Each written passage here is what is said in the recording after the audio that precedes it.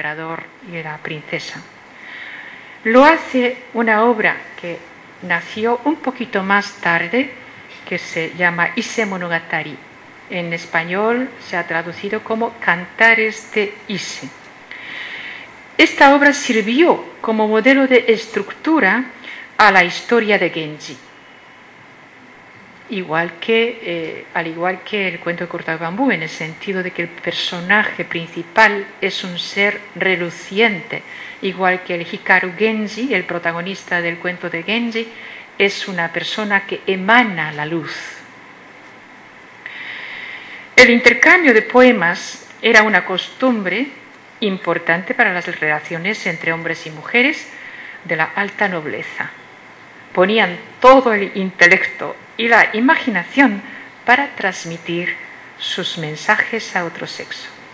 Solo con los poemas podían mover el corazón del otro. Recordarán también, en el caso occidental, Cyrano de Bergerac, que era un gran escritor que por sus letras convencía a las mujeres, siendo él muy feo, ¿no? El hecho de que el cuento de cortado de bambú esté escrito en las letras de mujer implica que, al menos, si no fue creado por alguna pluma femenina, que sería la tónica general un siglo más tarde, al menos la obra estaba destinada a la lectura de las mujeres, como demuestra el capítulo de la competición de pintura en la historia de Genji, el capítulo de Eawase. Las damas de la corte leían los clásicos y los modernos para organizar reuniones artísticas en las que opinaban sobre cada obra. Hemos de calibrar en este sentido que el grado de educación de esta comunidad femenina tan alta en la era de Heian.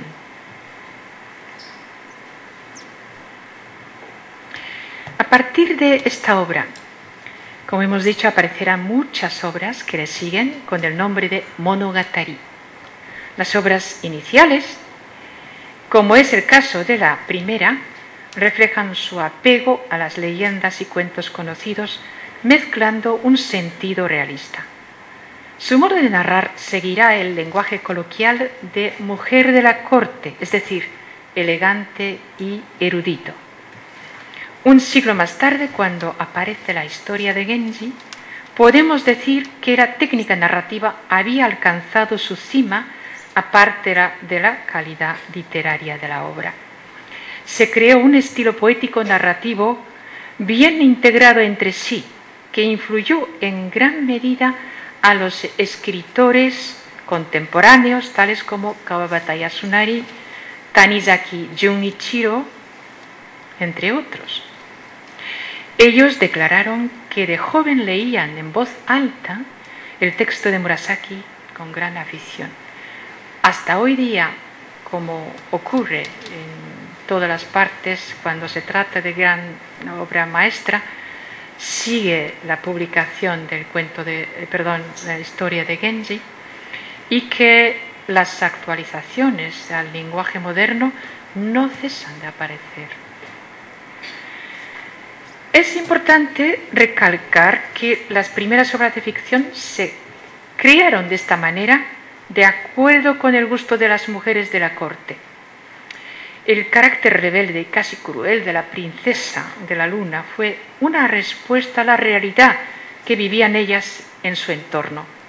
Cuando Kaguya habla de la sinceridad del corazón de los pretendientes, no podemos sino sorprendernos de la modernidad de su actitud. Seguramente solo un ser sobrenatural, como ella, podía hablar directamente de esta manera. Vemos aquí la intención del autor, que quiso imprimir un personaje extraordinario, pero con la cabeza bien alta, para decir lo que realmente pensaba.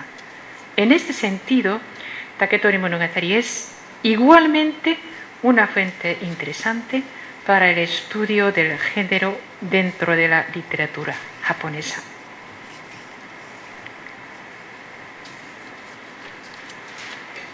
Por ser la primera obra conocida como obra escrita de ficción en Japón, muchos intelectuales han escrito sobre esta obra. Entre ellos, la opinión de Watsuji Tetsuro, que es un filósofo de nuestro tiempo. También él reconoce el sentido crítico de la obra en los capítulos de las aventuras de los pretendientes, pero lo que más le llama la atención es el final sorprendente del relato. La protagonista Kaguya, a pesar de su anhelo de permanecer en la tierra, acepta el destino de ser sobrenatural y abandona el mundo. Por su parte, tanto el emperador como el anciano cortador de bambú rechazan el elixir, la eterna vida, al perder al ser más querido. Declaran los dos: ¿para qué sirve el elixir si tú no vas a estar? El tono romántico que suscita el humo del volcán que sube al cielo al quemar la carta de amor de Kaguya junto con el elixir no es usual para un simple cuento de hadas. El psicoanalista Kawai Hayao, que fue el director del Instituto Nacional de Estudios Japoneses en Kioto, ha realizado un estudio profundo sobre el mundo de los cuentos populares japoneses. Habla de esta tendencia del final enigmático. Opina que la conciencia japonesa se identifica mejor con la figura femenina que actúa en una interdependencia de las relaciones, mientras que la occidental tiende a resaltar la independencia del ser en la sociedad. En los cuentos típicos de Japón, tales como Urashima Taro o Tsurunyobo, la mujer grulla, es ella la que mueve la trama de las historias, pero es ella también la que al final desaparece de la escena. Si leen la historia de Genji, podrían comprender mejor lo que acabo de mencionar. Todas las mujeres del príncipe reluciente serán protagonistas de las más bellas escenas de la historia, pero su felicidad nunca será completa.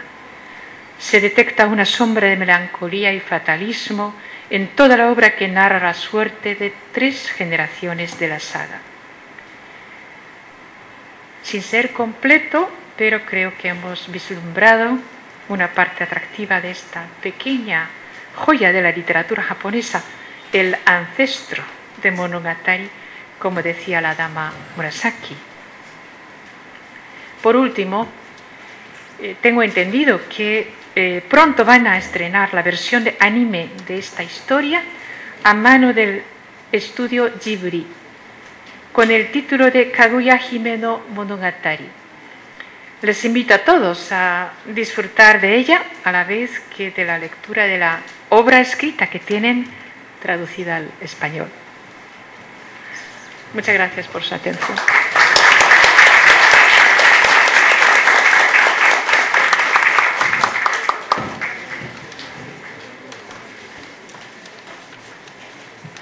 Agradecemos a la doctora Kayoko Takagi y damos lugar a una ronda de preguntas, si es que la tuvieran para la doctora.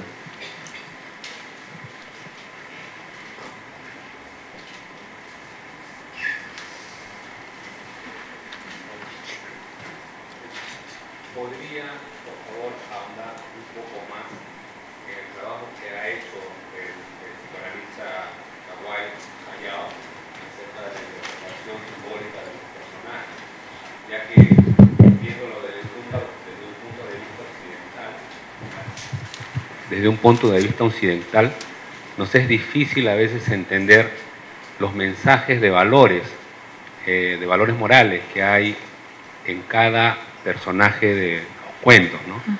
Me hace recordar un poco la historia de la diosa de la luna, que fue encontrada en el bambú y de manera pequeña, al contrario de Momotaro, fue encontrado en un cerezo y de manera enorme, ¿no? Era un niño enorme, ¿no? Y que también en su relato, en su narrativa, hay mucho transmisión de valores, ¿no? Entonces, a mí me interesa mucho cómo que se forma la estructura moral de un japonés a través de su infancia, de los cuentos y de la simbología de los personajes de sus cuentos, ¿no? Sí, es una pregunta bastante complicada para responder, pero para que no haya equívocos, quisiera aclarar que los cuentos japoneses, a diferencia de los cuentos populares tipo Esopo o de otros países, no se apuntan siempre a la enseñanza de la moral. Muchos cuentos no tienen nada que ver con la enseñanza. Son simplemente historias nacidas a partir de las tradiciones que se han contado en cada lugar. Y en ese sentido, el análisis que ha hecho Kawai Hayao sobre la cuentología japonesa tiene una profundidad enorme.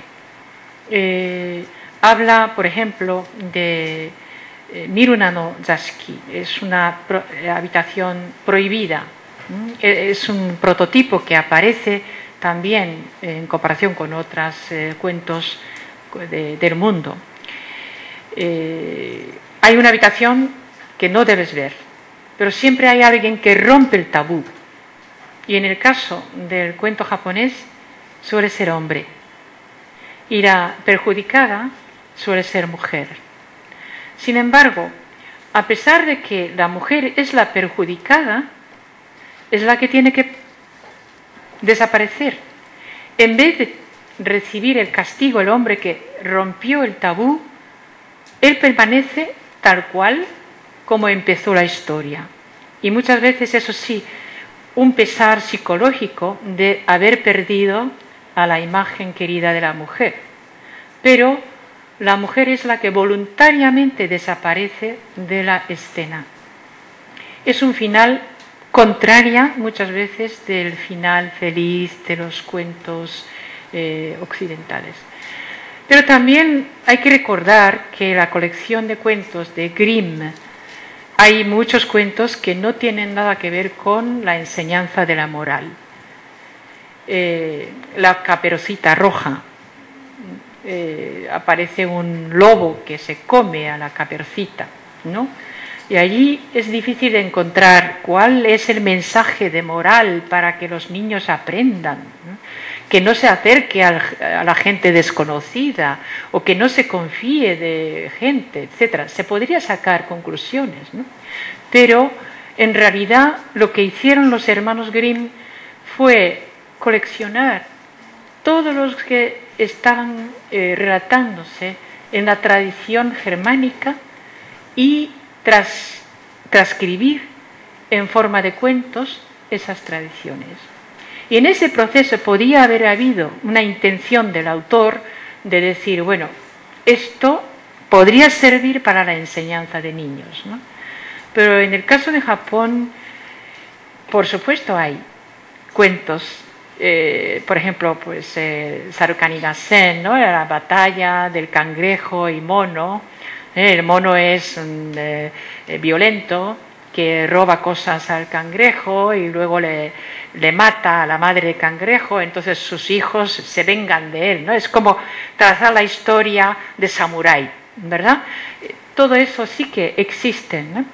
Pero en el psicoanálisis de Kawai lo que más interesa es el otro lado, es decir, de donde sale esa leyenda, historia, relato, parece es una profundidad inconsciente.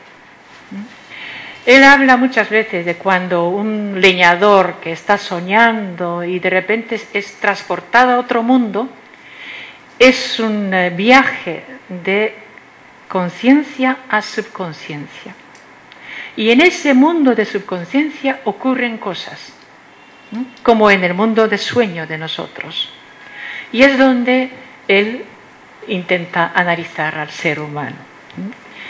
Pero lo que sí, como conclusión, él dice es una diferencia, gran diferencia, entre la cuentología occidental y la cuentología japonesa, sobre todo en la cuestión del género.